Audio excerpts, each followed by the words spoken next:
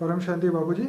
बाबूजी आज हमें ये बताइए कि जो डार्विन की जो थियरी थी, क्या वो सही है?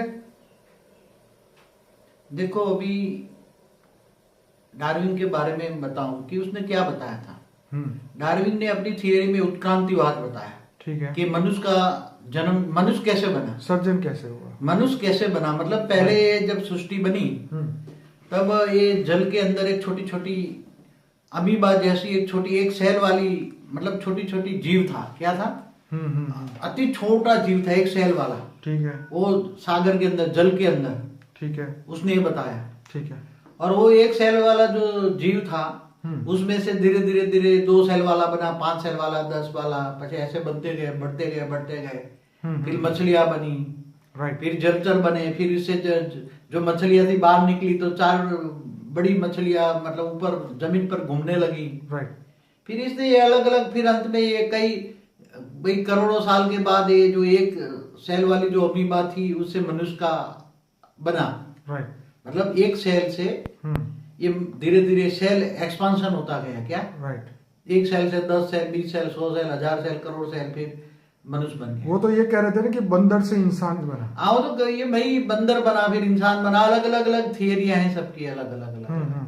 तो क्या ये सही है भारत का शास्त्र के हिसाब से? क्या ये सही है कि नहीं? देखो भारत के शास्त्रों में जो बताया कि हमारे जो ब्रह्मांड को बने हुए ब्रह्मा के पहला परात पूरा हो गया। राइट। 50 ब्रह्मा के 50 साल। ठीक है।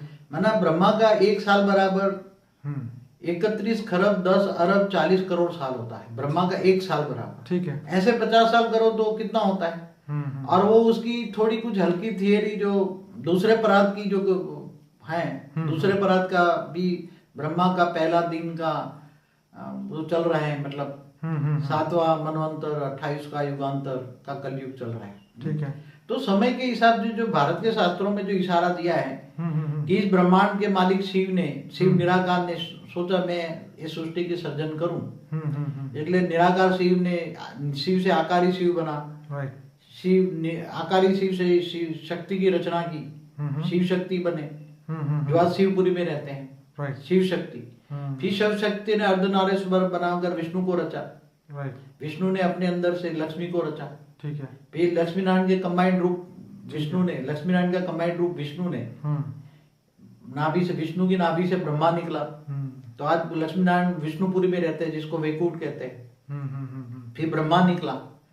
ब्रह्मा द्वारा सरस्वती और ब्रह्मा ने के संकल्पों से सप्तर्षि पैदा किए। आज वही सप्तर्षि है जो सितारे, 7 सितारे आसमान में दिखते हैं, वही जाके सितारे बन गए। 7 सितारे वही सप्तर्षि। ब्रह्मा ने संकल्प द्वारा 7 सप्तर्षि बनाए। राइट। वो सप्तर्षि जो थे परम तत्व का शरीर था और जिसको हम फरिश्ता कहेंगे, जो 7 लोक में, ऊपर वाले लोक में रहते थे, धरती नहीं थी उसी टाइम पर। मगर ये तो दूसरे परात की कहानी। ठीक है। मगर पहले परात की कहानी बताऊं कि ऑलमाइटी अथॉरिटी ने मुझे समाधि अवस्था में दिखाया था कि जब ये ब्रह्मांड बना तब ब्रह्मा द्वारा उसने फरिश्ता बनाए, जैसे उसने 7 फरिश्ता ही बनाए थे। सप्तर्षि बना वो फरिश्ता ही थे। उसका शरीर फरिश्ता, तो वो फर्श वालों से रिश्ता ही, फर्श था ही नहीं, तो उसने फरिश्ता बनाया। फरिश्ता से फिर बहुत गिरते गिरते गिरते गिरते ये देवता बने, 3 तत्व वाले, और फिर मनुष्य बन गए, और मनुष्य बनते बनते तो ये फिर बाद में धरती बनी। मनुष्य को पर ये जो 84 लाख योनि की जो बात, हाँ, मगर ये आगे बताता हूँ मैं, अभी सुनते जाओ ना आगे। जो सृष्टि के आदि में शुरुआत में फरिश्ता बने, फरिश्ता से देवता बने, देवता से फिर मनुष्य बने ना।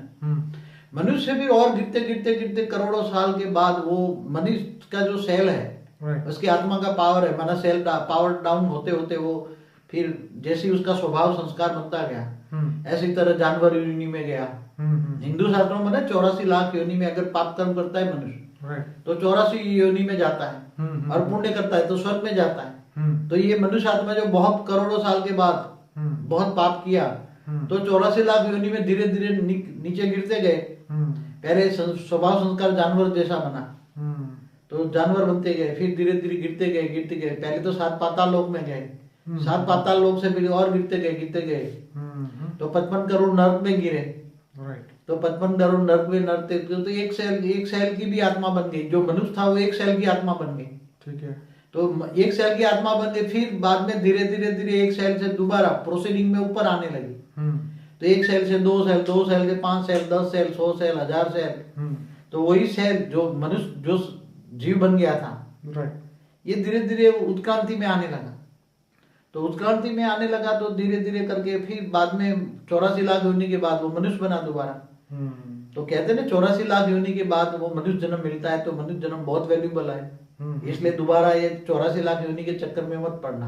नहीं तो ये उत्क्रांतिवाद का जो भी उसने बताया है, किसी ने जो भी बताया है, तो मैं समझता हूँ कि ये जो कहने वाली आत्मा है, हर कोई जो कुछ कहता है उसकी आत्मा में रिकॉर्डिंग पड़ा है। ओके, मतलब वो कहने से पहले जो कहने वाला जो है, रिकॉर्डिंग होगा वही वो कहेगा। हाँ, तो उसकी बुद्धि में कहाँ से आएगा? हाँ, ये बात भी जो कोई कुछ कह रहा है, एक बात देखो, principle of natural law, natural law, तो ये है कि उसकी आत्मा में बुद्धि में कहाँ से आए, उसकी बुद्धि में कहाँ से आया, मन में कहाँ से आया? या तो उसको सूक्ष्म जगत वाले या इंस्पिरेशन पार्टी उसको रेड मार के बुलवा रही है, या तो उसकी आत्मा में जो ओरिजिनल रिकॉर्ड पड़ा है वही आप सोचती है, सोचते सोचते सोचते सोचते आत्मा में ओरिजिनल रिकॉर्ड इमर्ज आता है, और वो आत्मा में जो जो पार्ट बजाए वो रिकॉर्ड इमर्ज करके वो बोलता है। कोई भी आत्मा के अंदर देखो, मन के अंदर कहाँ से आता है? तो मन के अंदर जो आता है वो बुद्धि में आता है, बुद्धि में आता है वो मन फिर बोलता है, पहले सोचता है। तो ये कॉमन सी नियम है ये, मतलब जो बोल रहा है कि जो जिसने भी बोला, डार्विन हो या फार्विन हो, जो भी हो, हमें कोई मतलब नहीं उससे। हम तो जनरल लॉ बोलते हैं, हमारे किसी को लेना देना नहीं। हम प्रिंसिपल ऑफ नेचुरल लॉ बताते हैं, ऑलमाइटी अथॉरिटी का लॉ बताते हैं, आत्मा का लॉ बताते हैं, आत्मा और परमात्मा का लॉ बताते हैं। उसके हिसाब से उसकी आत्मा में जो रिकॉर्डिंग था, जिसने बोला, तो कोई बोलता है बंदर से मनुष्य बने, तो अगले जन्म में एक बंदर होगा और वो बंदर से मनुष्य बना होगा। हाँ, जो उसकी बुद्धि में होगा ना, क्यों रामावतार में बंदर नहीं बने थे? हाँ, तो उसमें से कोई बंदर होगा। वो तो देवता भी बंदर बने, तो देवता बंदर बन के आए थे ना रावण को हेल्प करने के लिए, राम को हेल्प करने के लिए। अरे राम को हेल्प करने के लिए, सॉरी। तो जो बंदर होगा, तो बंदर अभी जो बंदर से मनुष्य बना होगा, तो उसकी जब सोच विचार करेगा तो उसकी गहराई में जाएगा, तो उसके आत्मा में रिकॉर्डिंग हो इमर्ज होगा ना।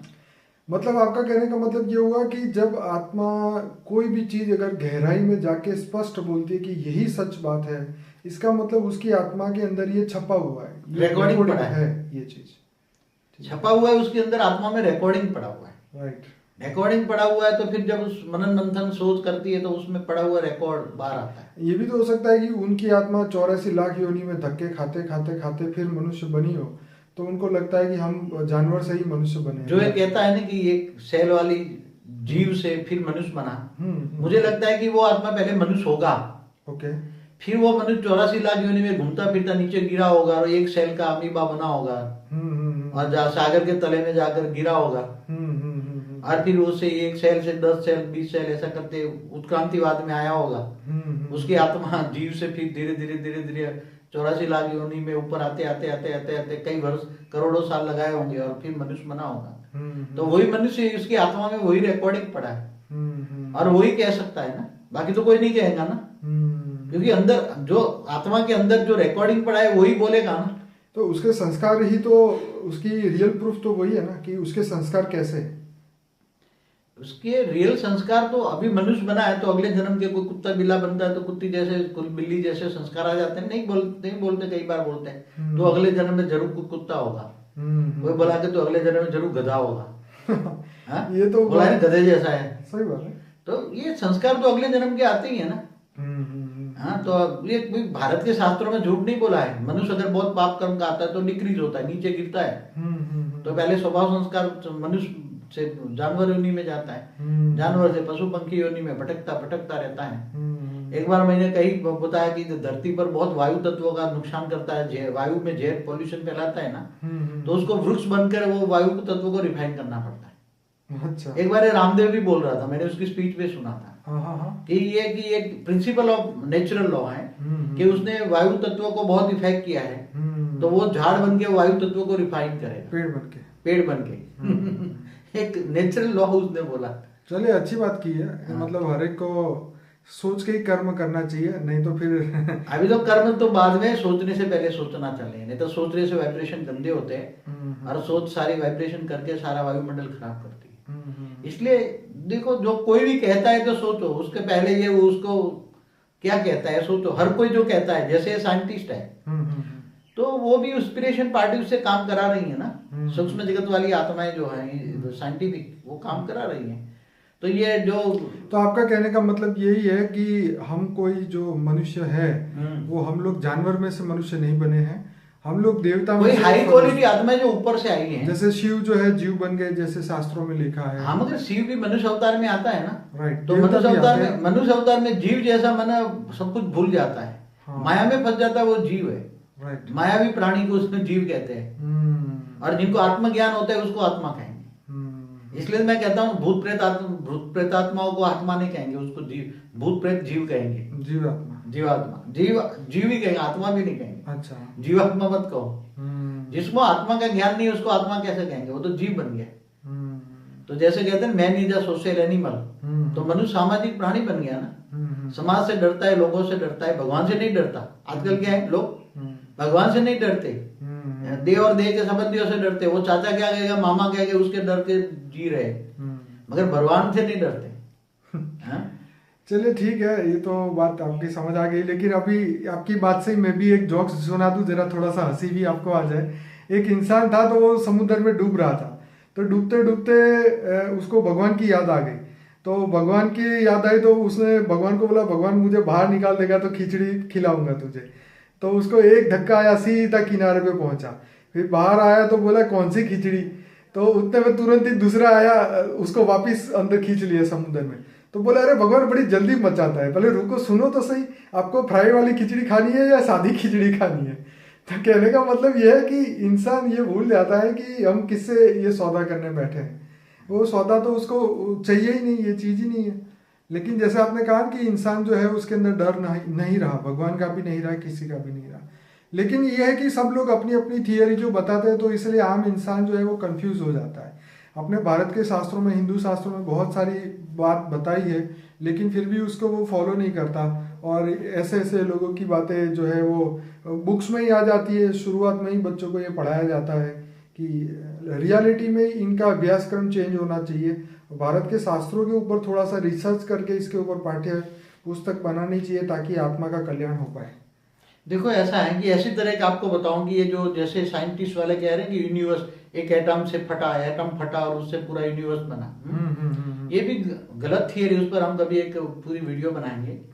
मगर वो कौन सी कैटेगरी की आत्मा जिसने बोला ये एटम फटा और ये बना, ये सब मैंने बताया है क्रिएटर ऑफ यूनिवर्स में। नहीं, इसमें बताइए बाबूजी कि बिग बैंग थियरी जो कहते हैं क्या गलत है क्या? हाँ, बिग बैंग थियरी बिल्कुल गलत है। ओके, तो आप क्योंकि क्या कहता हूँ, क्योंकि बिग बैंग जो थियरी है, कोई जो यूनिवर्स बनाने का वाला जो मालिक है, वो एक बार एक साइंटिस्ट ने बोला था कि यूनिवर्स वाला जो जीव है जिसने यूनिवर्स बनाया, ठीक है, वो जीव की अंदर अगर ऐसे साधन बनाए तो उसकी जीव के अंदर सारा रिकॉर्डिंग पड़ा है। उसने यूनिवर्स क्यों बनाया, कैसे बनाया, कैसे चलता है, कैसे फिर परिवर्तन होता है, तो वो सब रिकॉर्डिंग पड़ा है। मगर वो जीव मिल जाए तो हम उसका रिकॉर्डिंग कर पाए ना। मगर जो बिग बैंग थियरी वो टोटल झूठ है। बिग बैंग थियरी वाला जो मुझे लगता है कि ये कोई यहाँ धरती पर आ गया है वहां से, जैसे कि ये हमारी गैलेक्सी का कोई मालिक होगा। गैलेक्सी जैसे बनी है तो ये कोई ज्यादातर गैलेक्सी है बिग बैंग थियरी जैसे ही है। तो वो लगता है वो महाशिव की कैटेगरी वाली आत्मा होगी, उसमें रिकॉर्डिंग होगा कि जैसे उसने महाशिव ने एक पावर हाउस ने एक सोचा कि मैं एक से अनंत अनंत हो जाऊं, तो उसके पावर से अनंत अनंत पावर के टुकड़े हो गए, वो सब बन गए शिव बन गए। और शिव ने फिर शिव के द्वारा वो जो महाशिव सोचता गया वो सारे शिव बनते गए। लेकिन बाबूजी ये तो बराबर है, ये तो आपने आत्मा के क्रिएशन की बात करी है, और हिस्ट्री ऑफ यूनिवर्स जो आपका फेमस वीडियो है उसके अंदर भी आपने ये सब बताया है। लेकिन बिग बैंग थियरी ये कहता है कि बहुत बड़ा पावर था, उसमें विस्फोट हुआ और उसके अंदर से ये ग्रह उपग्रह जितने भी गैलेक्सी यूनिवर्स सब कुछ बना। क्या ये रियलिटी में तो आपकी थियरी के हिसाब से वो नहीं है? ऐसा है, परम महाशिव जो यूनिवर्स का मालिक है वो एक पावर हाउस है जिसको तुम एटम नहीं, परम महाशिव उसको कोई पावर हाउस है, बहुत बड़ी परम लाइट है वो। राइट, उसको तुम कोई एटम नहीं कह सकते। एटम से नहीं, एटम से बात नहीं कह सकते हैं, लेकिन हाँ, मगर वो उसने कोई एक सेकंड में कोई पूरा यूनिवर्स नहीं बनाया, उसके अंदर कोई वो विस्फोट नहीं, वो धीरे धीरे उसने यूनिवर्स सोच समझ के बनाया है। पूरा यूनिवर्स कैसे बना, वो क्रिएशन ऑफ यूनिवर्स का आप देखो मेरा वीडियो, धीरे धीरे सोच समझ के संकल्पों से बना है। राइट। पूरा यूनिवर्स कैसे बना है पूरा देखो। लेकिन देखिए बाबूजी, ये तो जो विदेश के जो लोग हैं ना तो शिव को जानते हैं, ना ही महाशिव, ना ही परम महाशिव। तो ये जो चीज हमारे शास्त्रों में या आप जो बता रहे हैं, ये चीज जो है वो तो दुनिया को पता नहीं है, इसीलिए वो ये मानते हैं कि जो ये इसको बिग बैंग थियरी को ये लोग घटना बोलते हैं, एक इवेंट बोलते हैं, और घटना में से दुर्घटना हो गई, ऐसी बात हो गई कि विस्फोट हुआ और उसमें से पृथ्वी बनी और हम लोग धरती पे आ गए, जानवर में से मनुष्य बन गए। ये उनकी थियरी है, लेकिन हमारे भारत के शास्त्रों में तो बिल्कुल अलग से ही बताया, जैसे आप बता रहे हैं। जैसे साइंस वाला मैंने बताया कि साइंस वालों की जो आत्मा है ना जी, तमो प्रधान बन गई है, इसलिए उनकी बातें हर कोई चीज को हम मान नहीं सकते। जिनके पास दिव्य दृष्टि हो, दिव्य दृष्टि से हमारा भारत के शास्त्रों को माने। भारत के शास्त्रों की इतनी वैल्यू है, अगर भारत के शास्त्रों को आत्मस्वरूप में स्थित होकर अगर पढ़े ना, तो शास्त्रों में वेदों एक एक शब्द बहुत वैल्यूबल है, और उसकी पूरी हिस्ट्री ज्योग्राफी है। पूरे यूनिवर्स की तो हिस्ट्री ज्योग्राफी नहीं है, मगर मुझे तो ऑलमाइटी अथॉरिटी ने जब समाधि अवस्था में पूरा यूनिवर्स कैसे बना, पूरा मल्टीवर्स कैसे बना, मल्टीवर्स कैसे बना, पूरा मुझे तो ऊपर वाले ने बताया हुआ है। मगर मैं तो कुछ अब ज्यादा नहीं देता हूँ, क्योंकि ये दुनिया की जो आत्माएं हैं वो इतनी तमोप्रधान बन गई हैं कि ये ज्ञान, हाई क्वालिटी ज्ञान डाइजेस्ट नहीं कर पाएंगे। चलिए बाबूजी, जैसे जैसे साइंस डेवलप होता जाएगा तो वैसे ही ये ज्ञान भी लोगों की समझ में आएगा, ऐसी कोई बात नहीं है। सत्य तो हमेशा सत्य ही है, और आप तो परम सत्य का ज्ञान दे रहे हैं, तो इसको तो चैलेंज करना नामुमकिन है। बट ये है कि थोड़ा सा साइंस और डेवलप्ड हो जाए, जो आप ग्रेट यूनिवर्स जिसको आप बोलते हो, जिस दिन ये साइंस ने 2018 में 2020 में वो परम तत्वों के कैमरे से उस ग्रेट यूनिवर्स को देखा, तो उस दिन सब लोग आपको दुनिया में ढूंढने लगेंगे कि ये बात किसी ने कही थी। लेकिन फिलहाल बापू जी, आपका बहुत बहुत धन्यवाद, आपने बहुत अच्छा हमें क्लैरिफाइड किया। परम शांति।